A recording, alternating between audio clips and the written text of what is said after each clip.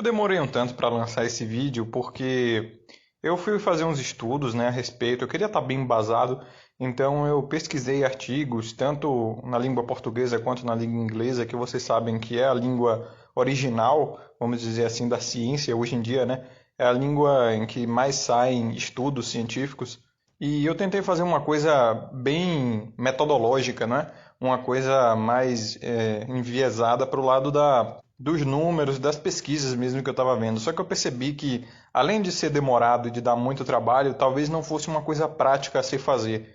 Porque, como eu disse, o que me interessa aqui nesse canal, basicamente, é usar a Red Pill, usar os conhecimentos que a gente tem aí no meio social para entender realmente o mundo e usar a praticidade, né? Como a gente vai reagir às coisas. Eu não gosto muito de usar conhecimento sem prática, né? Ficando só no campo da teoria. Por isso que esse vídeo aqui ele vai ficar mais inclinado aos meus vídeos sobre NoFap, né? Que foram uma análise prática mesmo. Eu estudei um pouco sobre NoFap, procurei os prós e os contras em artigos científicos, etc. Estudei bastante sobre o mecanismo de reprodução humano, né? Os órgãos de reprodução humanos, principalmente o masculino, e agora eu estou dando mais uma olhada no feminino, né, para esse vídeo aqui. E a partir desses conhecimentos eu vou fazendo análises práticas mesmo para a gente entender qual é a utilidade disso na sociedade e nas nossas vidas. E é por isso que não é necessário para o entendimento desse vídeo, mas eu recomendo que vocês vão assistir o meu vídeo sobre NoFap, né? Primeira e segunda parte, análises práticas, vão ser complementares para esse vídeo aqui. Beleza, dado esse disclaimer rápido e talvez até um pouco chato, vamos para o segundo e último disclaimer. Um vídeo imprescindível para que vocês entendam esse daqui é um dos meus últimos vídeos. Eu não sei se é imediatamente o último, mas é um dos, que fala sobre o cientificismo mulherista e o dimorfismo psicossexual, né? Onde eu explico melhor por que artigos científicos a respeito de coisas sensíveis, digamos assim, né, que viriam a desagradar ao público feminino, eles não passam, né? Por serem financiados majoritariamente por empresas, faculdades e o Estado, que a gente sabe que estão dominados pelo mulherismo. As empresas também, tá? Mesmo num capitalismo, numa concorrência mais liberal, digamos assim, ainda tem muita pressão da ONU aí no Planeta 50-50 e várias outras agendas que realmente pressionam as empresas a serem cada vez mais mulheristas, e nenhuma dessas empresas ou faculdades ou Estado, que são os majoritários financiadores de estudos científicos, querem ter no rodapé desses estudos, né, o nome deles. Esses estudos impopulares aí que falam mal das consumidoras, né? Não necessariamente falam mal, vamos por assim, mas desagradam, não são úteis para a venda, né? Um exemplo disso é um estudo que foi feito há algumas décadas atrás, que a Sucrilhos Kellogg's, não a Sucrilhos Kellogg's, né? O produto mais conhecido deles é o Sucrilhos, mas a empresa Kellogg's, né, que é conhecida por fornecer materiais de café da manhã, né, produtos de café da manhã, financiou uma empresa para fazer uma pesquisa a respeito da importância do café da manhã, como ela é a refeição mais importante do dia, né? E por que você não deveria pular o café da manhã e etc. Então você já percebe aí, né? Todos esses estudos, eles são financiados por quem tem interesse para lucrar em cima deles. Então vamos ver o vídeo sobre o cientificismo mulherista lá, que ele é importante para entender esse. E dito isso, vamos ao vídeo, né? O básico. Telegonia e microquimerismo, né? Uma análise prática realmente. Primeiro tem que dar aquela famosa introdução. O que é telegonia, o que é microquimerismo? Vamos no grosso, porque eu não quero deixar esse vídeo muito extenso. E como essa aqui é uma análise prática para vocês terem mais utilidade na vida mesmo, a gente não interessa muito aqui as coisas mais aprofundadas, né? Vamos ficar no básico mesmo. Quem quiser se aprofundar, eu recomendo um estudo básico aí. Quem sabe utilizar plataformas de pesquisa, Google Acadêmico, acha muito, muito fácil. Quem dominar a língua inglesa também vai estar muito mais à frente. E eu vou deixar aqui na descrição alguns artigos bastante interessantes, dos mais básicos aos mais aprofundados que eu li, tanto em inglês quanto em português, para quem quiser ir mais a fundo. Mas vamos falar de uma coisa mais útil para o dia a dia mesmo, né? O que é telegonia? Do que se trata a telegonia? Bom, no básico, ela é a teoria, e teoria é diferente de hipótese, tá? Eu vou explicar isso um pouco mais à frente, mas a telegonia é uma teoria que postula que os filhos de uma mulher vão ter em seu DNA a genética de todos, ou a maioria, ou alguns, dos parceiros sexuais que não são diretamente os pais dessa criança, não é? Em suma, é basicamente aquela expressão que se usa em várias regiões do Brasil, principalmente sul, nordeste e norte, se eu não me engano, quer dizer que é filho de tiquinho, né? Que é um tiquinho de um tiquinho de outro. Para vocês verem como esse conhecimento ele é muito antigo, bastante tradicional, digamos assim, né? E a gente vê resquícios desse conhecimento até na Bíblia e em outras escrituras antigas. Mas a ciência demorou muito para admitir isso. Novamente, cientificismo mulherista. Mas vamos lá. O microquimerismo é a teoria que postula que células dentro de algum organismo podem muito bem, na verdade, serem células absorvidas de outro organismo, né? E que fazem parte do metabolismo desse primeiro organismo que absorveu essas células de um segundo. E o que nos interessa sobre o microquimerismo é o microquimerismo masculino, microquimerismo sexual masculino, né? O que isso quer dizer? Como os espermatozoides eles são células vivas extremamente poderosas e que foram projetadas para se enterrar em uma outra célula, que no caso é o óvulo, né? Elas têm o poder de literalmente se fundir a outras células, que não são necessariamente o óvulo. Pode ser células, por exemplo, da pele ou da parede vaginal de uma mulher. E como o espermatozoide ele tem como função, assim que ele entra numa célula, eclodir a sua fina camada protetora e liberar dentro dessa célula o seu DNA, que é o DNA do pai, não é? Onde contém toda a informação do pai, assim, todas as informações que passariam para o filho, contendo o seu tom de pele, as informações sobre a sua musculatura, talvez até seus pontos de vista, opiniões e pensamentos, né? Até hoje não se sabe muito bem quais são as características genéticas que são passadas para um filho na hora da fecundação, né? Não se tem unanimidade entre os cientistas quanto a isso.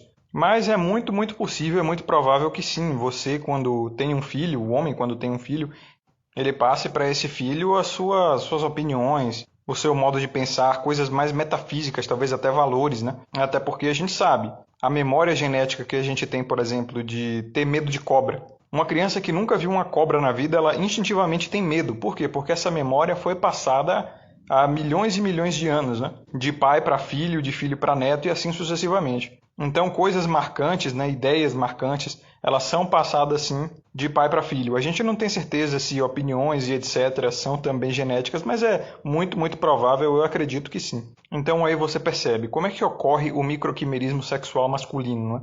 Durante um ato sexual, seja qualquer modalidade, independente se é uma relação homoafetiva ou não, se é consentida ou não, mas basicamente, havendo intercurso sexual e havendo contato direto e também por tempo suficiente, né, com o material genético, o esperma de um homem, é muito, muito provável que haja microquimerismo sexual masculino no parceiro que teve contato direto e prolongado o suficiente.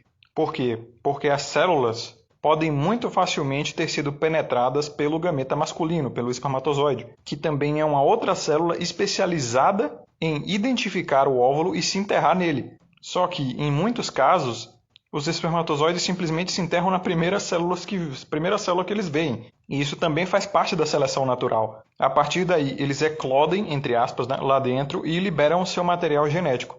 Esse material genético vai ser carregado por essa célula para qualquer parte do corpo do parceiro. Essa célula pode cair na corrente sanguínea e parar em qualquer órgão do corpo. Há relatos, inclusive, de que as células que vão parar no cérebro podem muito bem fazer mudanças lá dentro. É uma célula carregada de informação, carregada de DNA de uma outra pessoa. E a gente sabe que o nosso corpo está sempre reutilizando o material, né? Ele mata células velhas, existe muita autofagia. O corpo humano ele é simplesmente um ecossistema inteiro em si só, né? Células estão sempre comendo umas às outras e sendo recicladas e etc. Então uma célula que antes fazia parte do seu sistema digestivo, por exemplo, pode acabar virando um neurônio em outro momento. O sistema circulatório humano leva a célula para lá e para cá a todo momento. Então, um homem, quando ele ejacula, ele solta de 180 a 500 milhões de espermatozoides. Cada um desses espermatozoides, recentemente, nós descobrimos, através do sequenciamento de DNA humano, que a informação contida dentro de um espermatozoide chega a uma média de 35 mega. Isso significa que, pegando toda a informação que a gente conseguiu com a tecnologia de hoje sequenciar de o DNA contido dentro desse espermatozoide, né, nós conseguimos encher 35 MB de por exemplo, um pendrive. Então você pense, cada um dos seus espermatozoides tem informação suficiente para caber dentro de 35 mega. Imagine quanto a ejaculada de um homem consegue transferir de informação para uma mulher ou para algum outro parceiro que seja, dependendo da opção sexual da pessoa. Então uma informação pra caralho. Então acompanhe comigo. Vamos supor que um casal heterossexual está tendo um intercurso padrão, né? Sexo vaginal, desprotegido e sem coito interrompido, com a intenção de engravidar mesmo. A gente sabe que, exceto alguns poucos casos de gêmeos, é geralmente um espermatozoide só que entra no óvulo, não é isso?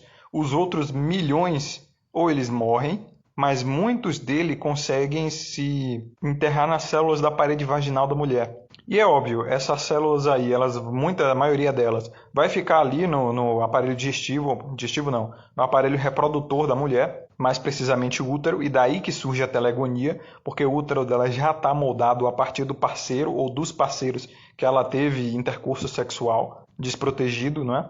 Mas as inúmeras outras células que caem na corrente sanguínea e vão aí viajar pelo corpo, parando, sei lá, no cérebro, que é uma área extremamente irrigada do nosso corpo, ou na medula espinhal, na medula óssea, né? Que é onde grande parte do nosso sangue é produzido, você percebe que é muito, muito fácil uma quantidade na casa das dezenas dos milhares ou talvez de milhões de células, entre aspas, infectadas com o DNA de outro homem, irem parar no cérebro de uma mulher, entendeu? E imaginando que, como eu falei, o DNA contido dentro de um espermatozoide é o suficiente para fazer um filho a partir de uma célula microscópica. Então você imagina o poder do espermatozoide, né? É realmente uma célula extremamente poderosa, que foi lapidada à perfeição através de milhões e milhões de anos de evolução. Então imagine o poder dessa informação dentro da célula de uma mulher que está sendo assimilada pelo cérebro dela. E a partir daí que a gente consegue traçar conclusões empíricas. A gente vê que as mulheres mais promíscuas, elas costumam ser as mais fálicas também, né? As mais masculinas, mais tóxicas, etc. Enquanto a gente consegue ver que as meninas ou mulheres mais virginais, ou mesmo que já ainda mantêm a sua virgindade, elas costumam ser mais doces e mais femininas. É claro, existe uma pressão que não é só sexual, né? Uma pressão cultural, uma pressão educacional para masculinizar essas mulheres também. Mas, no geral, as mais tóxicas e mais estragadas são as promíscuas. E isso faz todo o sentido quando a gente para entender o microquimerismo masculino, entende?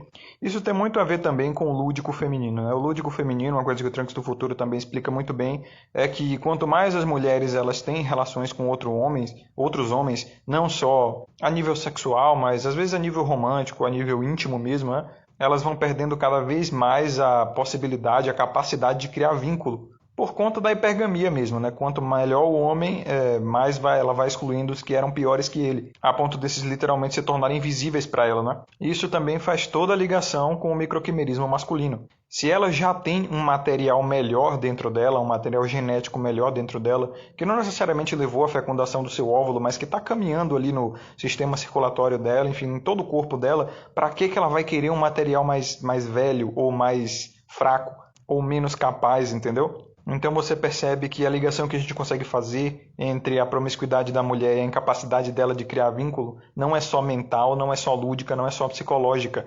É física também, é nível biológico, nível bioquímico. E aí vocês conseguem perceber também como o microquimerismo masculino e a telegonia é extremamente útil para a mulher. É muito bom, porque, por exemplo, a gente sabe que tem surgido muitas pesquisas aí a respeito de sexo e sexualidade, né? Que eu lembro mesmo, na minha época de início da internet, lá 2005, 2010, já surgiam naqueles blogs aquelas pesquisas, né? Que diziam que o esperma ele é muito proteico e etc. Ele faz bem para a pele e etc. Ele tem muitos nutrientes, é cheio de zinco e eles estão corretos, tá? E é por isso que eu disse no meu vídeo de NoFap que o esperma ele é muito, muito caro para o homem produzir, né? Demanda muita energia e muitos nutrientes. Então, como eu disse, é uma célula, o espermatozoide é uma célula extremamente poderosa que foi adaptada, lapidada por milhões de anos para ser essa célula superpoderosa que a gente vê aí. Então, uma mulher, quando ela absorve essa célula, ela está ganhando realmente riqueza. Ela está absorvendo esses nutrientes, essas proteínas, aminoácidos e etc. Aminoácido é proteína e proteína é aminoácido, né? E ela também está absorvendo o material genético do homem. E esse material genético também tem muito a ver com o sistema imunológico do rapaz, entendeu? Então ela está, por exemplo, também absorvendo informações sobre as doenças que o rapaz pegou, e os glóbulos brancos, que são as células responsáveis por identificar radicais livres do nosso corpo, identificar vírus, bactérias, doenças, né, em geral. Esses glóbulos brancos da mulher vão se beneficiar com essa informação que tem no esperma do homem, entendeu? No espermatozoide. Então, para vocês verem, né, até no sexo, uma relação entre homem e mulher, o homem só perde e a mulher só ganha. Até em nível físico chega a esse nível, né? Até no nível do ato sexual o homem só perde. Ele perde nutriente, ele perde vigor ali, né? Tanto que você sabe que um homem ele fica muito, muito mais cansado quando tem um orgasmo. Já a mulher consegue ter, às vezes, dezenas de uma vez. O homem ele precisa de muito sangue para manter o pênis dele ereto por vários minutos. Por isso que demanda muito do coração, né? E o homem fica tão estafado. E a maior parte dos casos ele sempre faz um movimento, né? Ele é sempre que toma a iniciativa. Ele que é o ativo da coisa. Então ele também está fazendo mais atividade física ali. Enquanto a mulher ela é passiva, ela fica mais parada e ela não está necessariamente usando o coração dela para bombear tanto sangue para uma área que precisa manter um membro ereto, né? Um membro que, diga-se de passagem, não tem ossos para dar o suporte àqueles músculos, né? Só tem cartilagem e vasos, então precisa de muito, muito sangue, é uma área extremamente irrigada. E ela também está ali, paradinha na dela, sendo passiva e recebendo só o material genético do homem, né? Então a mulher está ganhando tudo, até no sexo. E aí você percebe também que a telegonia ela é extremamente útil para a reprodução também, porque uma criança que tem material genético, que ela nasce a partir do material genético de vários homens, se beneficia muito mais do que uma que tem material genético só do seu pai. Porque a gente sabe, a variabilidade genética ela é extremamente útil para a natureza. Quanto maior a sua variabilidade genética, mais preparo você vai ter no seu sistema imunológico, por exemplo, ou mais adaptabilidade ao ambiente e a situações adversas que possam vir a acontecer. A gente sabe, o ambiente em geral, o clima, os radicais livres, a alimentação, a adaptabilidade que você tem, ou melhor, que você precisa ter, todos esses são extremamente caóticos. A todo tempo muda, a todo tempo você tem que estar se adaptando. Então, quanto mais informação você tem para essa adaptabilidade, melhor para você, entendeu? Então, um carinha assim, vamos botar assim, né?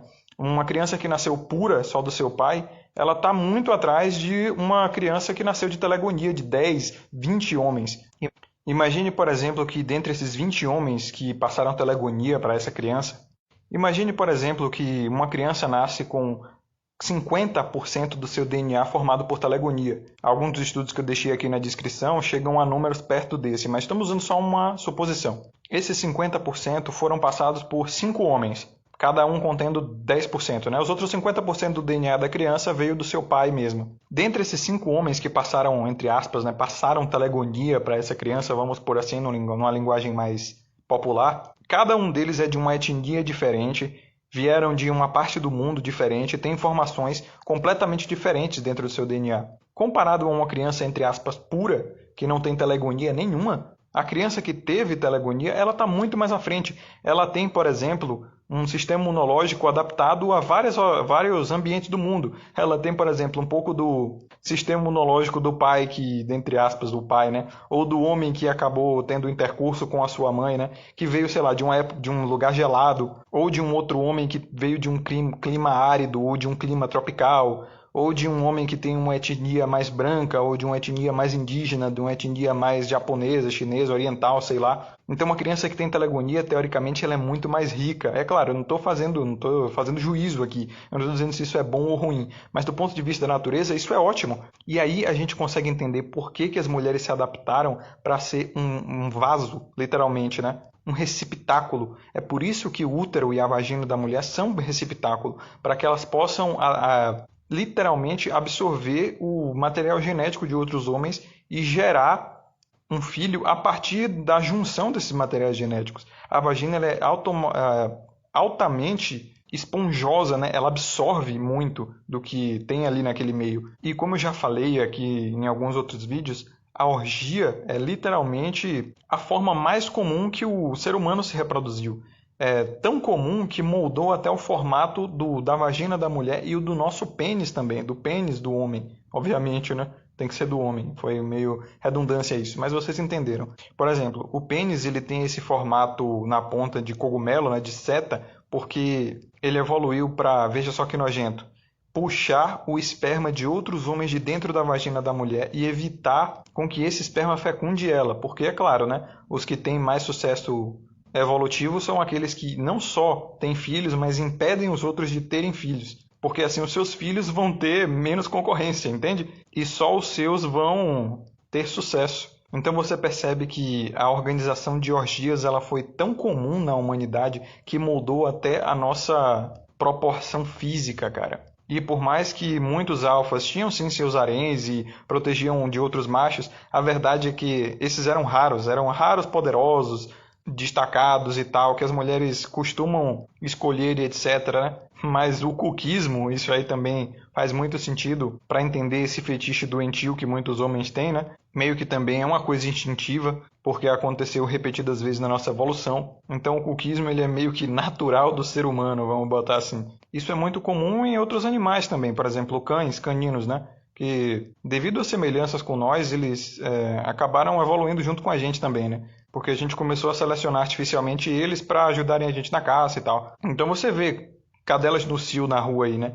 É basicamente a mesma organização sexual. A diferença é que o pênis de um cachorro ele tem o que se chama de nó, não é? É uma protuberância que é feita para ficar preso à fêmea, literalmente preso, tempo suficiente para o esperma dele fecundar o óvulo da fêmea e nenhum outro macho tenha acesso, para que nenhum outro macho possa penetrar a fêmea e acabar tendo filhos também, né? Embora a fêmea canina ela possa ter uma ninhada com majoritária, com concentração genética majoritária de mais machos que o ser humano, né? O ser humano só consegue ter filhos com a informação genética majoritária de um macho.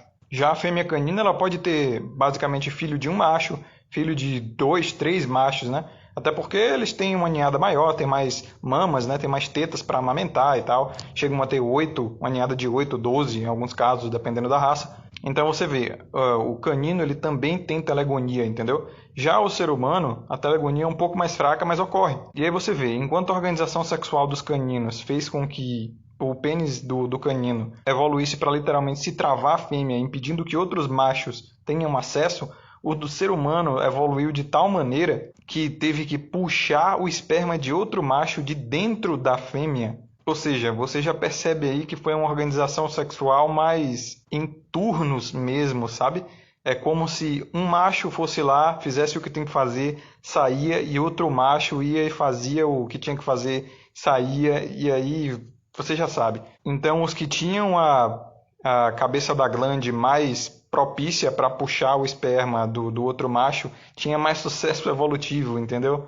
E é isso aí, mano. A natureza ela não tem moral, ela é totalmente amoral, ela não tem ética, ela não tem nojo, ela faz o que tem que fazer e o que tem resultado, entendeu? O que é mais efetivo e foda-se. E a partir disso, a gente percebe que em várias escrituras, várias religiões, vários filósofos diziam: quando você se deita com uma mulher, quando a mulher se deita com um homem, ela se torna um só. Isso é muito comum na Bíblia, né? No cristianismo, na moral judaico-cristã.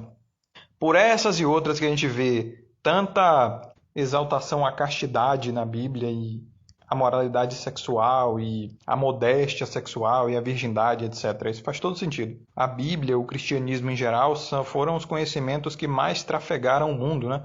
A Bíblia é o livro mais lido da história humana. Ou pelo menos um dos, porque existem historiadores que dizem que existe um outro livro aí que é que foi mais lido. Então são conhecimentos assim que foram aplicáveis, entendeu? As pessoas aplicavam e viam que funcionava. As pessoas concordavam e falavam: olha, realmente essa religião aqui funciona. É por isso que ela é tão popular, entendeu? E a gente sabe também, pessoas que a gente está perdendo mais contato com isso, mas pessoas mais tradicionais, realmente tradicionais, né? Tinham esse conhecimento, o conhecimento de que quanto mais a mulher ela é promíscua, menos vínculos ela consegue criar com o homem, menos tempo ela fica com o homem, mais rapidamente entediada ela fica, mais tóxica, mais masculina, maior a influência desses homens no seu futuro filho, né? Ou melhor, maior a influência não. Mas quanto maior a quantidade, né, mais influência externa, fora do próprio pai da criança, vai haver sobre o filho. E assim, eu fiquei numa parte mais prática, né, finalizando o vídeo aqui, porque é uma coisa que a gente consegue aplicar via empirismo na nossa vida e a gente consegue observar também. E se vocês acham que tudo isso não passa de uma teoria Eu vou explicar aqui para vocês o que é teoria e o que é hipótese, tá? Uma hipótese é o que vocês chamam de teoria, que é na verdade só uma suposição mesmo, né? Já uma teoria é um conjunto de hipóteses testadas, aplicadas e observadas. E esse estudo, por mais que ainda esteja muito freado pelo mulherismo, muito freado pelo politicamente correto e pelo globalismo, né? Já está longe de ser uma hipótese ainda. Já é uma teoria e uma teoria muito bem fundamentada, tá? Então, não acreditem no que eu estou dizendo. Façam as pesquisas vocês, tirem a conclusão vocês aí mesmos. Alguns poucos artigos que eu gostei vão estar aqui na descrição e a partir disso vocês mesmos tirem as próprias conclusões. E sempre estejam bem atentos.